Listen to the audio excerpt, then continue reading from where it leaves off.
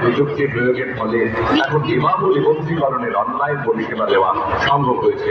অংশ নিয়েছেন আমাদের রাজ্যে জুডিশিয়াল অফিসার এবং পাবলিক প্রসিকিউটররা। শুনব কবিগুরু রবীন্দ্রনাথ ঠাকুরের আমরা যৌবন যৌবনে নিত। রবীন্দ্র সঙ্গীত